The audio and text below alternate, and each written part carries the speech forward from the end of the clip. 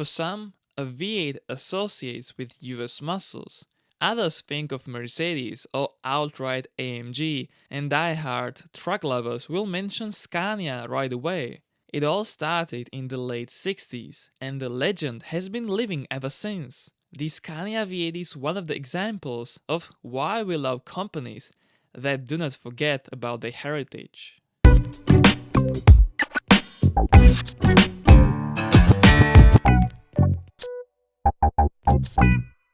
There are multiple factors that initiated the V8 development. Although a cab-over-engine design comes from 1899, many trucks up to the 1950s and 1960s were still using a long nose, accommodating usually a long engine. The cab-over concept brought various benefits, such as a shorter chassis with better maneuverability and a more compact truck overall. While inherently balanced inline 6s and 8s were still in trend back then, fitting a straight 8 was not a solution in the cab-over. A straight 6 was compact enough, but Scania engineers came up with a different idea. In the 1960s, a 250-ish horsepower output was considered an adequate standard, as it was plenty enough for a 50 km/h hauling speed of a 50-ton carriage.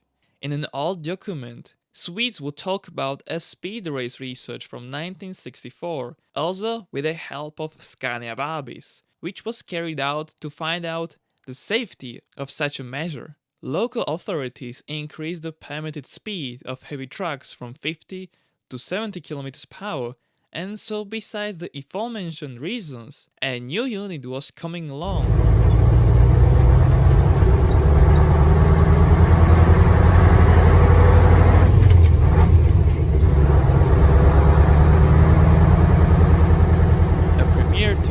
At IAA in Frankfurt, introducing a turbocharged direct injection 14-liter. The DS14 would have an unprecedented power of 350 horsepower and 1245 Nm of torque, being called the king of the road ever since. With a power increase, the vehicle becomes nimbler in acceleration, keeps up speed on inclines more effectively, and is able to carry more goods. Finally, they found out that other automobiles would not overtake heavy trucks as often and as dangerously as with the lower cruising speed. An attentive eye will notice that this had been before day H. In other words, the day of 3rd of September 1967, when they started driving on the right. Obviously, peak figures were not the primary target to reach. It was the drivability, usability, and high service life. There had not been a direct predecessor to the DS14, although as the first turbocharged Scania engine, there was a DS10 from 1962.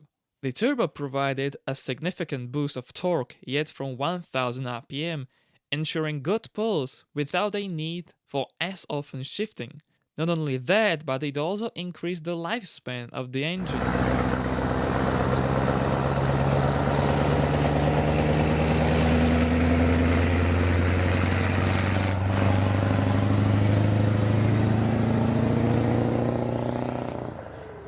Fundamentally, it was a regular 90-degree crossplane engine using 4-bolt crankshaft main caps. Airflow was regulated with an overhead valve gear-driven 2-valve valve train and a high-pressure fuel pump in the valley. There came the DS name as a turbocharged diesel, also as a DSC and DSI, either using an air-cooled or a liquid-cooled intercooler respectively.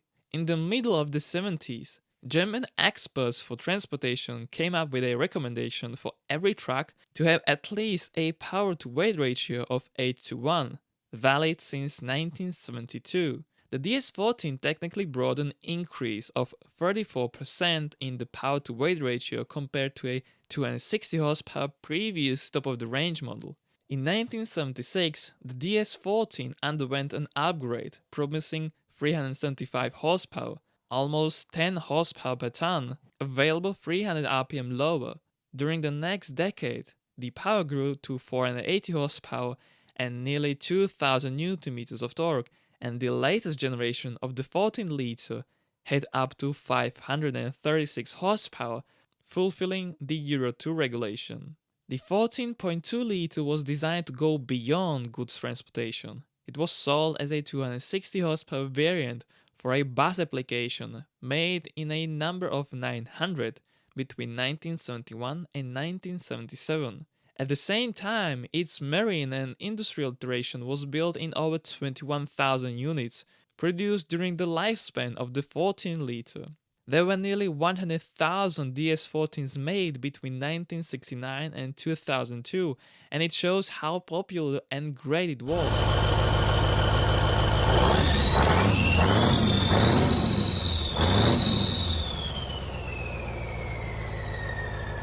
At the turn of the millenniums, a completely new engine was required to be Euro 3 compliant and still provide the best stuff to Scania's most demanding customers. Larger versions of the straight 6 were considered, but the brand knew the importance of the V8 heritage and introduced the DC16. Initially, it was a 15.6 with an increased stroke of 154mm and a 90-degree bank angle, but originally for packaging issues, a 72-degree V was developed in a concept stage. It kept the single head per cylinder design. However, there are now 2 camshafts and 4 valves per cylinder. The timing system is identical to the inline engines, as are various other parts, making it more modular than its predecessor. The engine features a saver ring on the top of the cylinder liner, which scrapes carbon deposits off the piston, sending it out through the exhaust to improve the longevity of the cylinders. Besides, water channels were redesigned for more effective head cooling.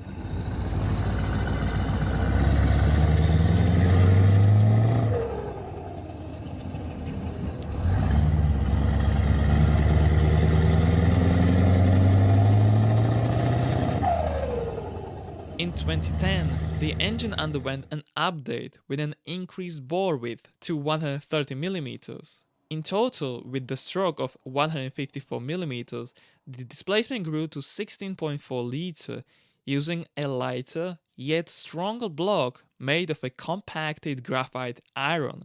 That is the current V8 sold, using various features improving its Euro 3 compliancy further up to the Euro 6. Those are an EGR, variable turbo geometry, particulate filtering, and a selective catalytic reduction. Since 2015, the V8 is able to consume HVO and FAME biodiesel fuels, and in 2017, a major revision took place, changing up to a third of the engine components, about 200 parts.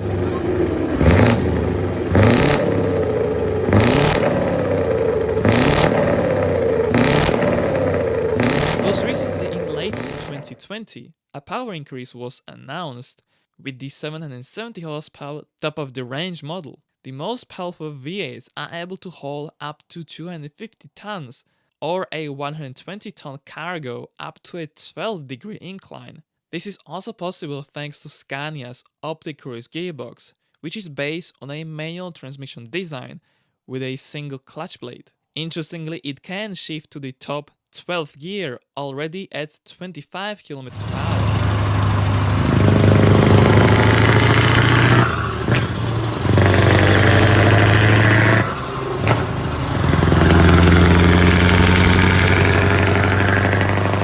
The original Scania V8 was designed to last 2 million kilometers a minimum before major overhaul, covering 150,000 kilometers a year on average. Though there are cases where it put 5 million kilometers on the odometer easily. Italy is absolutely the leading country in sales of the Scania V8 ever since 1969, with Germany and Sweden far behind with half the numbers. Together, there have been over 250,000 of the Scania V8 made in all versions, and it continues to be highly popular. No wonder why.